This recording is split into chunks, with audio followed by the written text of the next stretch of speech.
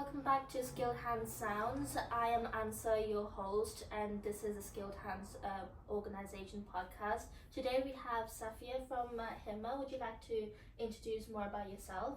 Yeah, hi. So my name's Saifya. I work in the digital marketing and comms at Himmah. My role sort of began as a volunteer, and then I slowly progressed onto a paid role. And I do kind of the comms and the graphics design and any sort of like media that you see out there. I've probably done it if it's on behalf of Himmah. Oh, nice. So would you like, because there's like so many events that's coming up in the future, like in maybe this month or in the future, and I've also seen, like I've seen your website as well at Himmah. There's been a lot of projects and you've collaborated with a lot of partners as well. Would you like to tell me more about and how many partners did you collaborate with, and how did it feel to like have different opinions on the food bank, and more about the projects? So we run about 12 projects, all of them very, very differently, and all of them have all of them tie into the ethos of Himmah, which is to make sure that everyone in the community feels empowered, whether that's through education, whether that's through, they may be struggling in terms of food poverty, whether that's through kind of building up their skill set as a young person. So all of those projects tie into the 12 the themes of Himmah, which is education, inequality, and race work. So, for example, we have our food print store, which we have two of them at the moment, one in Sneinton and then one in Radford. And both of these stores are what's called like a surplus store. So they take food from other retailers and then we sell it for a reduced price.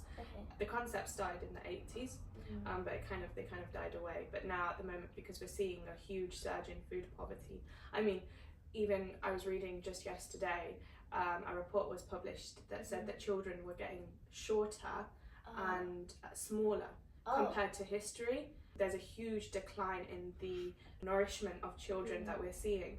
Before, maybe a few years ago, children would have been around like an average height compared to other countries in Europe, but now they're so much smaller and shorter, and that's all due to food poverty. So we've got food print there that kind of we bring in surplus food and then we sell it at a reduced price. And then we've got our gardening project as well, which also ties into the theme of food, and that's run by Knott's Garden Project, a lovely guy named Paul. He came into Himmah and then he started growing food with volunteers, so vegetables, fruit, etc., even flowers, on the corner of Gamble Street. So the idea with that is that volunteers can come, grow, and then they can anyone can harvest and take whatever they want. So as well, again, because we live and work in an area of high poverty, access to fresh fruit and vegetables is often hard to come by. Like you'll go for a tin of beans as compared to like fresh fruit and vegetables if it means that you can save more money. So we've got those, we've got the gardens, we've got one in St Anne's now, which is amazing. Our gardener called Katie, she's lovely, she's working on that with the community. We've got Anchor. So Anchor ties into the theme of education, and what Anchor does as well is Anchor helps to provide Muslim youth, and we say Muslim youth exclusively because opportunities are easier to come by if you're white, if you're middle class, if you're not Muslim, in comparison to if you're a Muslim youth who maybe is of a minority community. Like opportunities to engage with professionals in the community are harder to come by, and opportunities like Anchor, which is a mentorship program which pairs you with a professional in your chosen career field. You can talk to them and learn from them in terms of what career you might want to go into, and those are for children people between the age of 11 to 21, I believe. So that's Anchor, and it's free membership, so it's like it helps them grow as well. Yeah, so it helps them develop their skill set. It helps them have like an inside look into professional Yeah. career.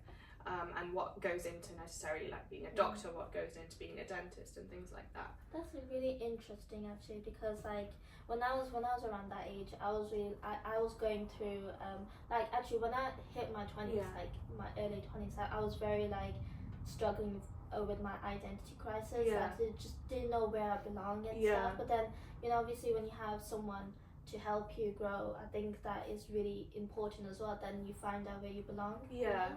Yeah, it is I think a lot easier, for the opportunities are a lot wider for people who maybe necessarily like aren't like the mainstream. They're easier to come by, but I think if you are like from a minority community, it is harder to have those opportunities. The food bank is the biggest project, and that obviously is based in Redford.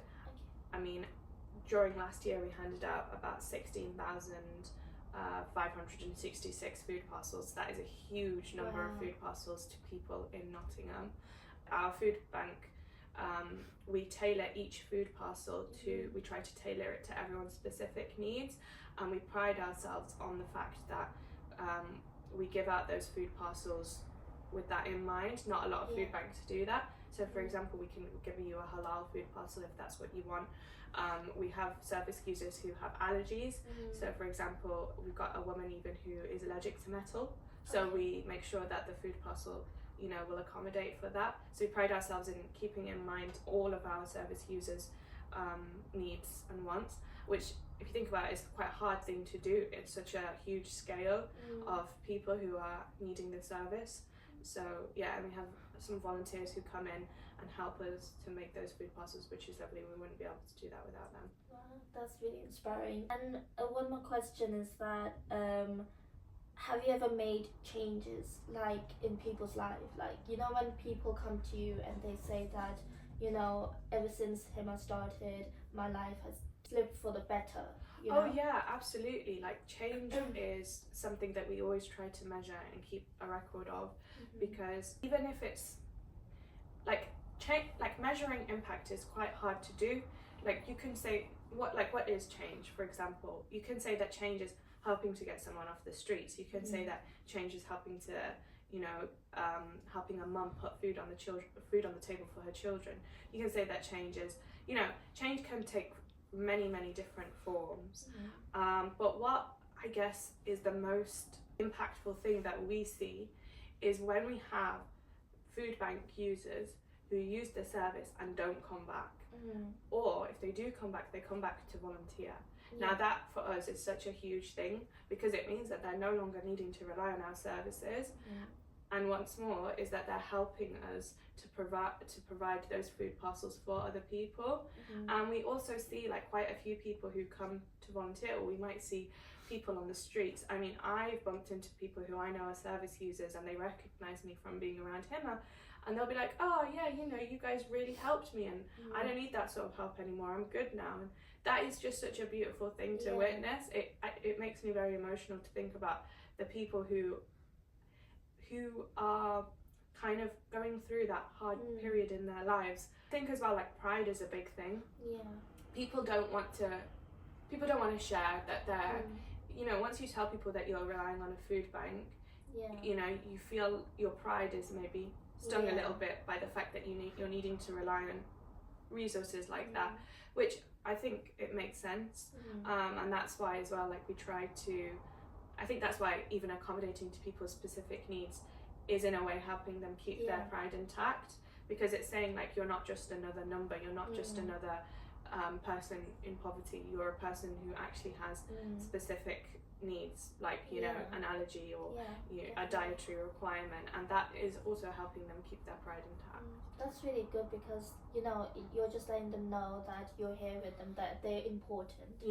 And that's really good. I just want to throw this in the middle of a conversation that Skilled Hands actually have a event coming up on Saturday, next Saturday actually, and it's this one here.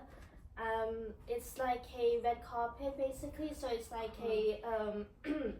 I'll throw in a bit of information.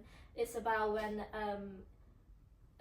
women from our workshop, they made dresses for children. Oh, wow. So like around 8 till teenagers or Yeah. something. And it will be having like fashion shows, and it will be like award ceremony and raffle tickets and prizes and stuff like that. So you know, it would be really nice to have one of you guys come in as well to just represent yourself in the event as well. So it'd be really nice to have you guys. Well, like walk the fashion. I'm not sure. Not sure anyone at Himmah would be willing to walk the red carpet. No, but imagine you did.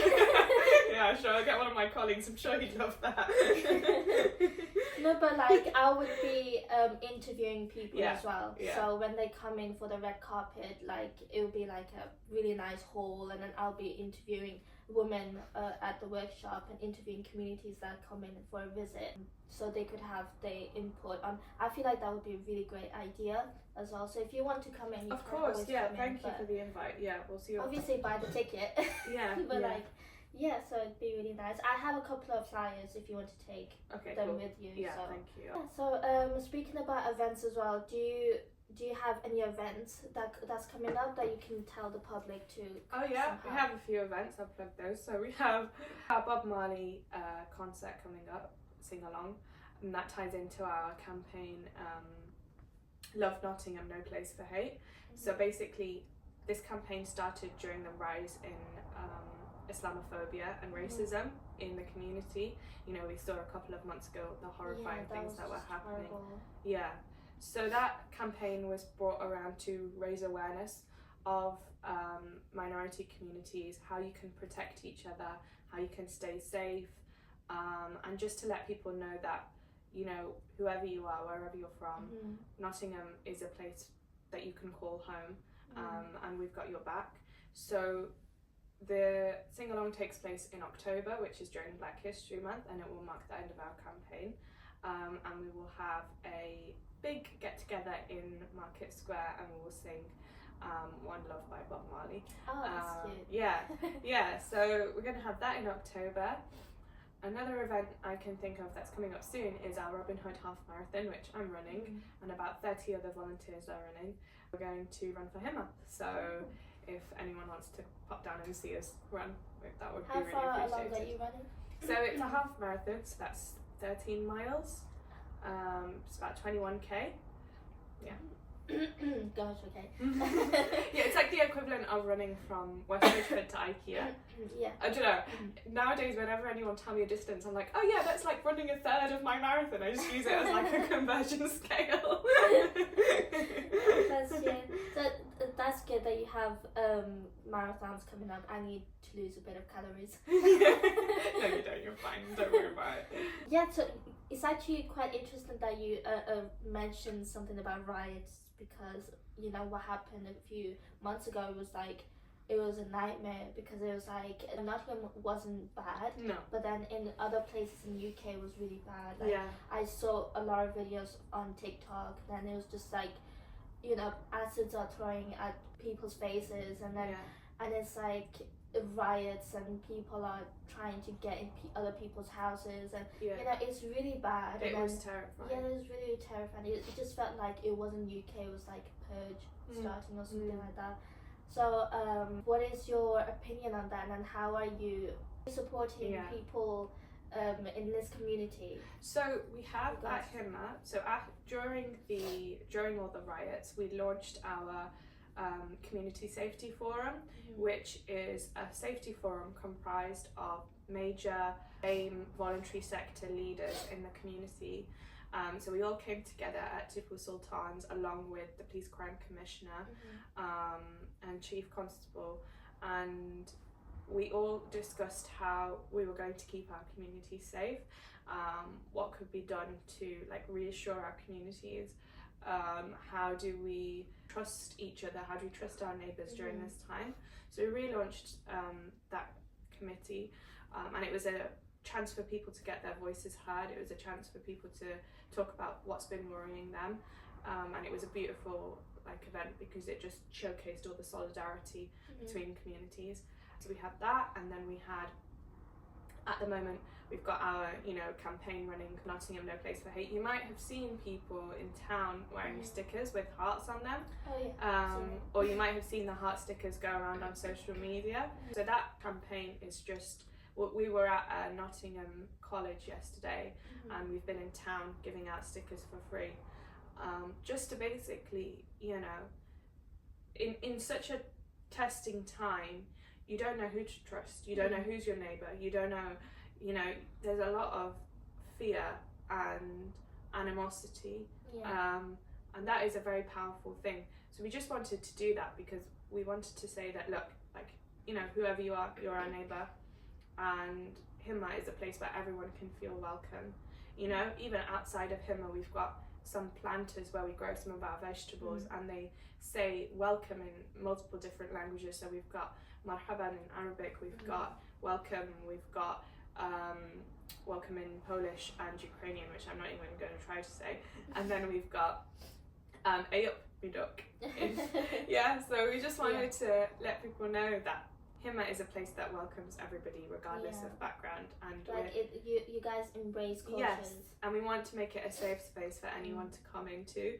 You know, I'm very blessed to work with a very lovely team of people who run the food bank as well, and you know, they are always, I've seen them interacting with the service users, they always make them feel welcome. They always, they are so non-judgmental, they are so welcoming of everybody, because, you know, we always keep in mind that, like, we try to keep in mind that everyone has struggles, and we all have our own struggles in life, and you know what, no matter what you've been through or what you've done, you know, you need to feel accepted, like you have a home. I think I'm already feeling inspired. That's good. Thank you. So that's about it. Thank you for coming here and spending your whole time explaining your roles and your community as well. Thank you for coming here.